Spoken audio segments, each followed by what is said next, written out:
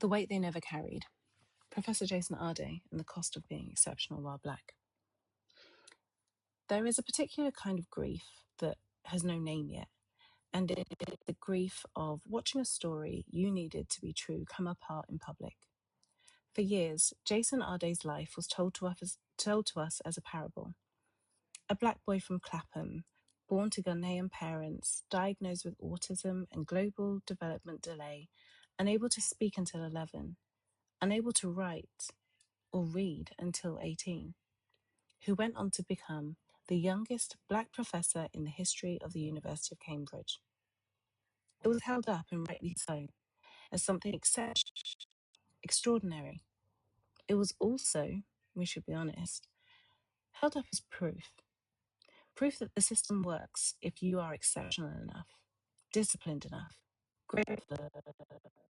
Proof that Britain's most respected institution, my hometown, the university that I worked in, could, on occasion, let a black man like him through the door.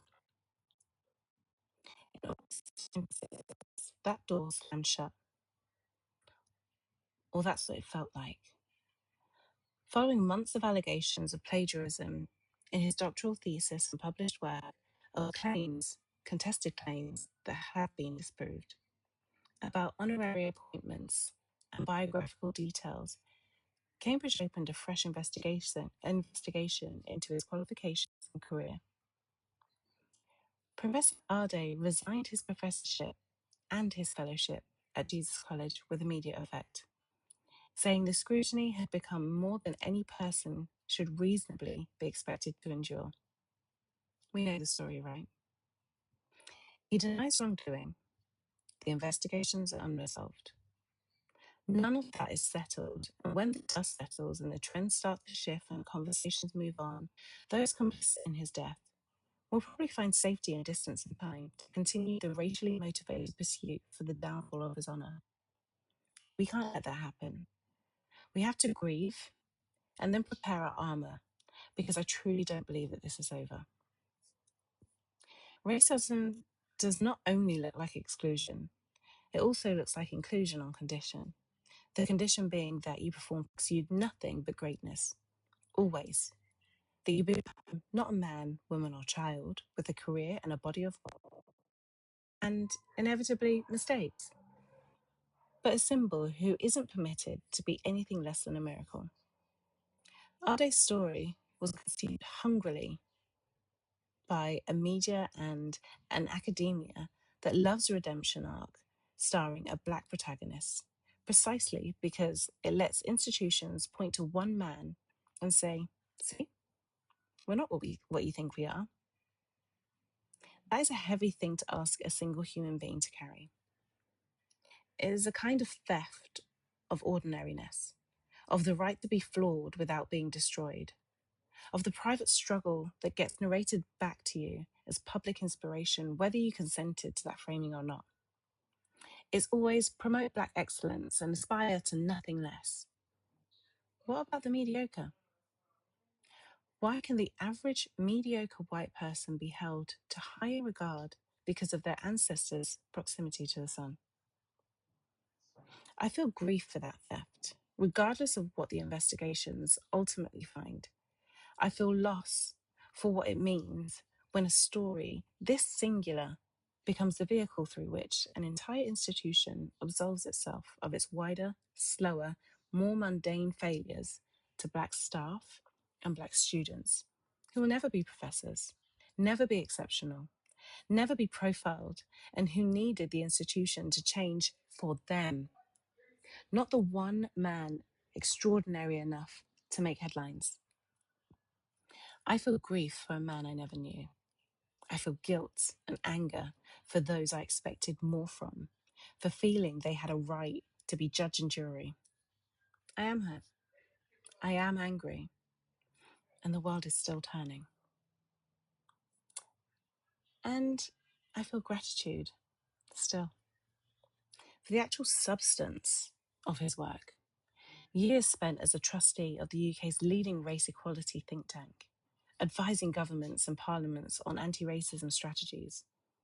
writing on neurodiversity and race and the decolonization of curricula. Work that I am striving to reach the levels that he did because I hold those shared beliefs. Work that existed and mattered independently from these allegations, but have been overshadowed and built around him.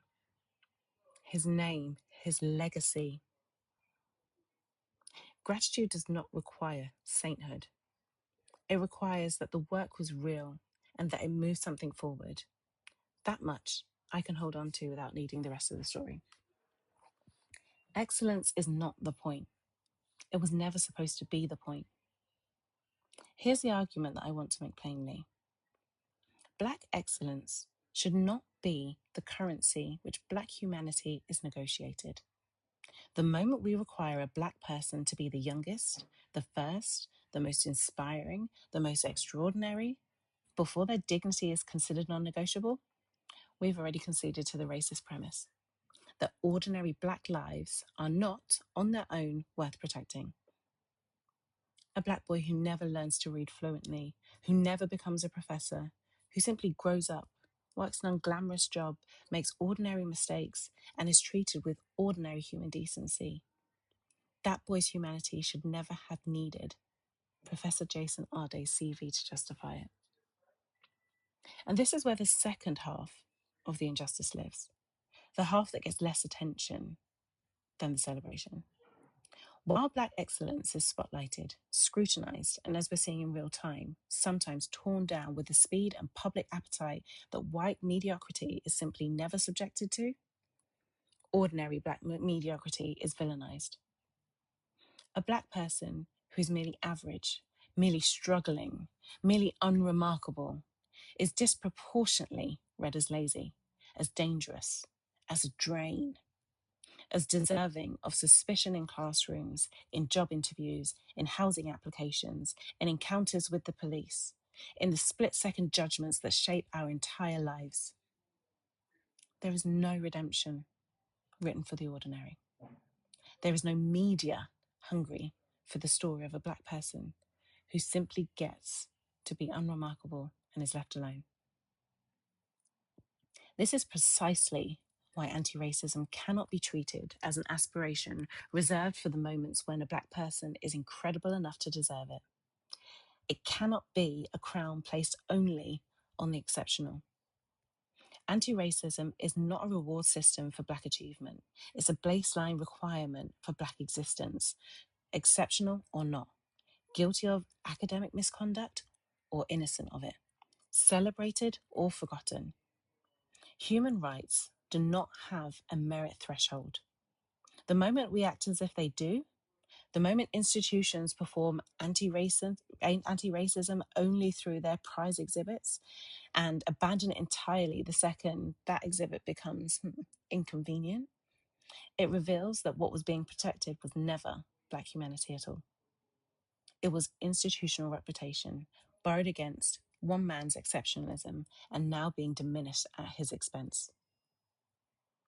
So whatever the investigations conclude, something has already been lost that will not be returned by any verdict. The illusion that being extraordinary is protection. It isn't. It never was. It was always conditional, always revocable, always contingent on a story staying clean enough to be useful.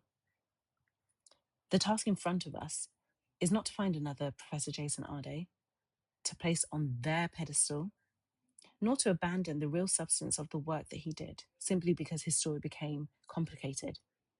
The task is to stop needing miracles to justify what should never have required justification. That Black people, in all their excellence and in all their ordinariness, in triumph and in trauma, in vindication and in disgrace, are owed dignity as the floor, not a prize. Anti-racism that shows only for the exceptional was never anti-racism. It was a public relations wearing its clothes. The real work, the necessary, unglamorous, non-negotiable work, is building a world where no Black child needs to become the youngest anything in order to be treated as fully human. You deserved so much more. Rest in peace, Professor Jason Arday. extraordinary black man.